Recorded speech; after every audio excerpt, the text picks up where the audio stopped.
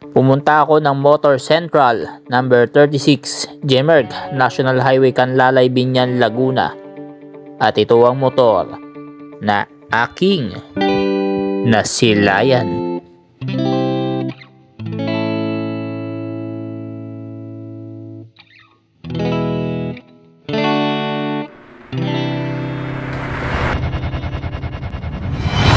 Boss Motovlog.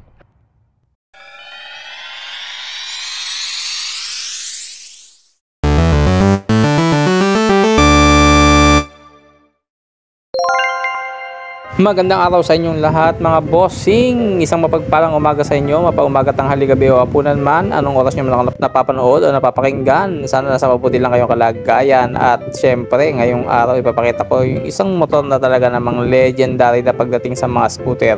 Walang iba kundi ang Mio. Ito ay MIUI 125 na alam niyo naman ang Mio. Simula pa yan way back 2003. Ito yung successor o yung kapalit ng Nubo sa Malaysia at kilala din ito noong 2007 na sikat na 76,000 ng Igbo customer sa Malaysia yung nakabili. At yung Yamaha Nubo na kung tawagin naging platform of customization naman sa Thailand at Pilipinas, kasama na rin ang Indonesia dyan at Vietnam. Kaya ngayon halos dekada na rin kung tutusin ang makina nito. Ito pa rin ang ginamit mula noon hanggang ngayon. Hanggang ngayon, walang kakupas-kupas. Decals na lang po binabago dito, pero yung makina, yun pa rin po ang makina nito dahil subok na, matibay at wala ka ng ibang pwedeng baguhin pa. At napadaan nga tayo dito sa Motor Central sa Binyan, Canlalay. At dito nakita ko yung isa sa mga pinakamagagandang motor, lalo na sa mga newbie rider na naghahanap ng matipid sa gasolina, yung pang araw-araw, pwede rin pampasok sa eskwelahan. So ito pong nakita natin, MIUI 125, ano? Bagong kulay na to, bagong colorway, matte black, pero iba yung ano niya, linyahan. Kumbaga para siyang brown, goldish brown ang kulay. So hindi ko alam ang eksaktong kulay nito. Para siyang para siyang flesh na goldish ang kulay niya, no? Nag-iiba-iba siya once nasisinaga ng araw. So ang ganda, no? So ngayon, tingnan natin mga bossing, ito pa rin yung MIUI 125 na mas kilala bilang M3 kung tawagin, ano?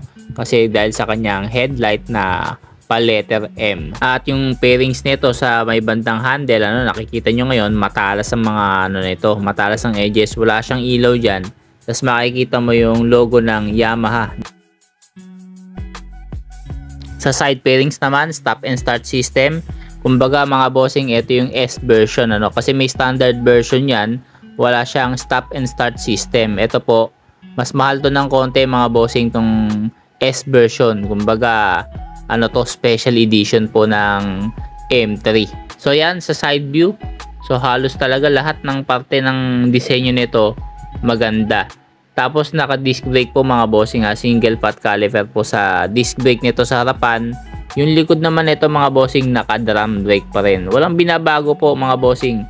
So ganun pa rin yung size ng gulong, 70 80 by 14 po sa harapan. So mas malaki yung likod nito. Mas malaki ng konti lang, no?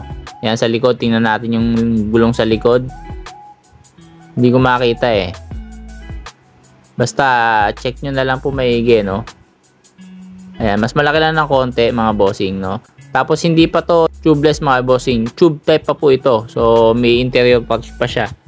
Tapos sa panel, syempre napaka basic. Pagka syempre basic, madaling i-maintenance. So hindi masyadong sirain yung mga ganitong papalit ka lang po ng diyan ng cable pagka na lost thread, nasira na yung cable niya. Sa handle naman, left and right signal light andyan, high and low beam, tapos yung inyong horn nandyan din, at makapit na handlebar grip.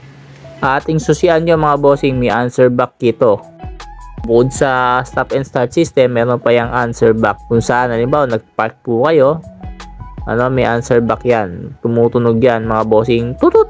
Parang ganon, parang sa mga sasakyan, para hindi ka malito kung nasan yung sasakyan mo. Halimbawa, pare-pares kayo ganyan ng kulay ng anyong motor, hindi mo na malaan ngayon kung saan yung sayo, no?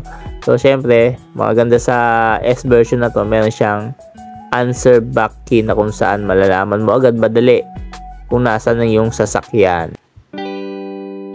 Tingnan naman natin yung loob ng compartment. Tingnan nyo naman, oh. So nga pala mga bossing, ang tangke nito kayang magkarga ng 4.2 liters. So ayos na rin to, pang malayuan pwede na, hindi na ano to kasi FA naman to mas tipid naman sa gasolina conforme sa mga dating Mio pa na karburador. So ngayon halos lahat ng motor ko ngayon fuel injected na, mas fuel efficient. Tapos 4.2 liters ang pwedeng mo ikarga dito. Ayos na, ilang kilometro na rin ang mababaybay mo rito. Yun nga lang, conforme sa bigat ng sasakay, ano? Kung medyo may kalakihan ka at sobra-sobra ang timbang mo, yung inaakala mong 50 km per litro, doblehin mo po doblehin mo mga bossing. So 100.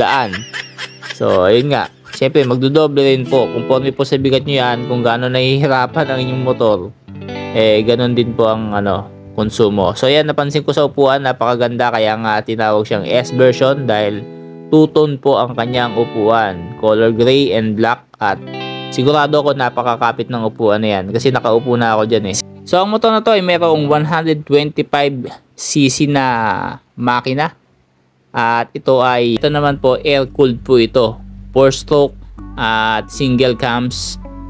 Tapos syempre yung tambucho niyan ganun pa rin naman, wala nang binabago. Ako binaliktad ko yan binaliktad kaya para maiba lang yung heat guard ng Mio. So subukan nyo rin para magkaroon ng ibang identity yung motor nyo. So yan sa likuran nyo. So sabi ko nga sa inyo kanina, kahit anong sipat nyo, kahit saan nyo tingnan ng M3, nako mga bossing, umuha na kayo dahil sa mga susunod na panahon pa, ilang taon pa, mas magmamahal pa tong M3 na to. So buti ako nakakuha ko 2018 Mio i125 M3. Hindi ako nagsisisi hanggang ngayon mga bossing, gamit ko siya. Kumbaga yung mga motor na kagaya namin na owner, kami talaga yung nakagamit. Kumbaga masasabi namin na talagang sulit ang bili mo rito. Kahit pa sabihin mo na naghulugan ka, syempre mas nakakatipid ka nga naman pagka cash yung bibilin mo. Pero kahit sabihin mo na naghulugan ka na, malaki pa rin ang tipid mo kaysa naman sa araw-araw ko mamasahe. Kasi ganun yung kinuwenta ko noon, kasi hindi ko siya kayang bilhin ng cash. So kinuwenta ko pa rin ng hulugan. Malaki yung tubo niya, tumutubo, pero mas malaki ang matitipid ko naman kung araw-araw ko namamasahe. Kumbaga yung pambayad ko sa pamasahe, ito na, bayad ko na lang sa motor. Magkakamotor pa ako, investment pa, at pagka halimbawa gusto ko naman siyang ibenta, di pwede ko rin ibenta. Pero para sa akin mga bossing, mas maganda kung hindi nyo siya ibebenta, dahil nga ang Mio meron po siyang tinatawag natin na legacy. Yung legacy na yan, taon na po ang tinatakbo na itong legacy na to ng Mio. Hanggang ngayon ito pa rin po yung ginagamit na sikat sa buong mundo, lalo na sa Southeast Asia, itong Mio i125. Yung nga lang sa mga bandang America at Europa, hindi masyado to kasi maliit na motor lang to para talaga to sa Asian market. Tapos meron pa yan, side stand switch mga bossing. Itong side stand switch na to, ang maganda rito, pagka ini-stand mo na yan, automatically mamamatay na po yung makina.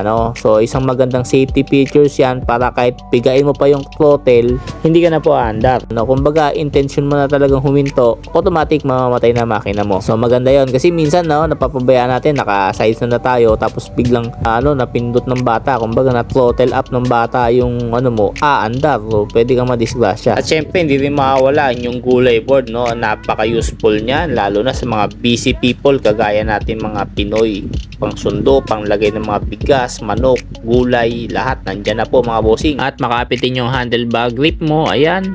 At dito naman sa panel mo mga bossing, analog po siya, pero napansin ko nag-iba na yung panel, yung left and right signal light mo, nakabukod na po yung left and right signal light. Dati po kasi isang lang yan isang lugar lang siya. So maganda, So ayan. So pag-usapan naman natin magkano yung presyo. Ang presyo nito ay nagkakahalaga ng 84,400 kung dito nyo siya bibilin sa Motor Central. Pero pwede naman kayo maghulugan, kumbaga installment. So pwede ka maghulugan ng 36 months, 24 months, or 12 months, conforme rin sa ida-down mo. Kung gaano kalaki yung ida-down mo, ganon din kaliit ang iyong buhulugan buwan-buwan. Pwede ka mag-down payment ng 6,600, ang iyong 12 months 9,000. 24 months, 5,330. 36 months, 4,205. Syempre, may rebate pa po yan mga bossing, no? So, puntahan nyo na lang po dito sa Canlalay, Binyan, Laguna. Motor Central po ito mga bossing.